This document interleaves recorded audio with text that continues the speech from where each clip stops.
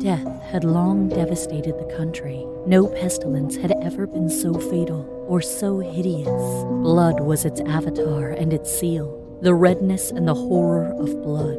There were sharp pains and sudden dizziness, and then profuse bleeding at the pores. The scarlet stains upon the body, and especially upon the face of the victim, were the pest ban which shut him out from the aid and from the sympathy of his fellow men. And the whole seizure, progress, and termination of the disease were the incidents of half an hour. But the Prince Prospero was happy and dauntless and sagacious. When his dominions were half depopulated, he summoned to his presence 1,000 hale and light-hearted friends from among the knights and dames of his court, and with these retired to the deep seclusion of one of his castellated abbeys. It was towards the close of the 5th or 6th month of his seclusion, and while the pestilence raged most furiously abroad, that the Prince Prospero entertained his 1,000 friends at a masked ball of the most unusual magnificence. It was a voluptuous scene, that masquerade, but let me tell of the rooms in which it was held. These were 7, an imperial suite. To the right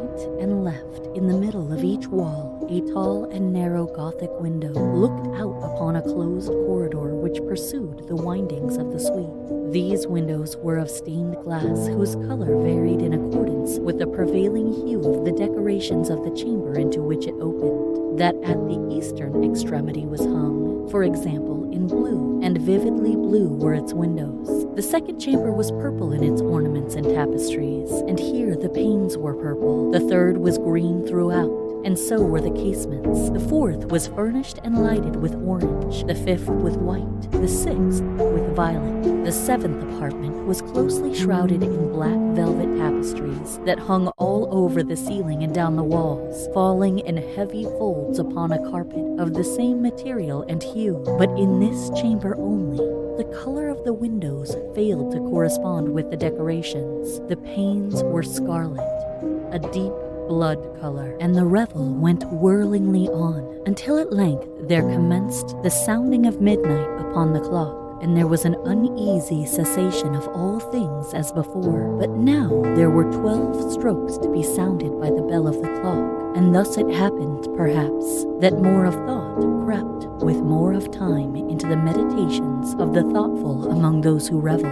And thus, too, it happened, perhaps, that before the last echoes of the last chime had utterly sunk into silence, there were many individuals in the crowd who had found leisure to become aware of the presence of a masked figure which had arrested the attention of no single individual before, and the rumor of this new presence having spread itself whisperingly around, there arose at length from the whole company a buzz or murmur, expressive of disapprobation and surprise, then finally of terror, of horror, and of disgust. The figure in question had out-Heroded Herod, and gone beyond the bounds of even the prince's indefinite decorum.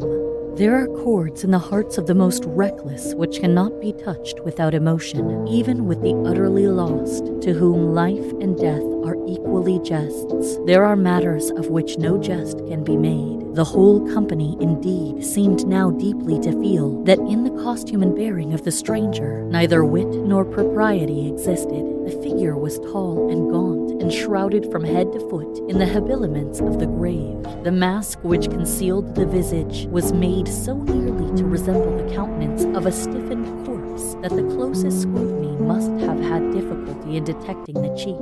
And yet, all this might have been endured, if not approved, by the mad revelers around. But the mummer had gone so far as to assume the type of the Red Death. His vesture was dabbled in blood, and his broad brow, with all the features of the face, was besprinkled with the scarlet horror. When the eyes of the Prince Prospero fell upon this spectral image, which with a slow and solemn movement, as if more fully to sustain its role, stalked to and fro among the waltzers, he was seen to be convulsed in the first moment with a strong shudder either of terror or distaste, but in the next his brow reddened with rage. "Who dares?" he demanded hoarsely of the courtiers who stood near him. "Who dares insult us with this blasphemous mockery? Seize him and unmask him, that we may know who we have to hang at sunrise from the battlements." It was in the eastern or blue chamber in which stood the Prince Prospero as he uttered these words. They rang throughout the 7 rooms loudly and clearly, for the prince was a bold and robust man,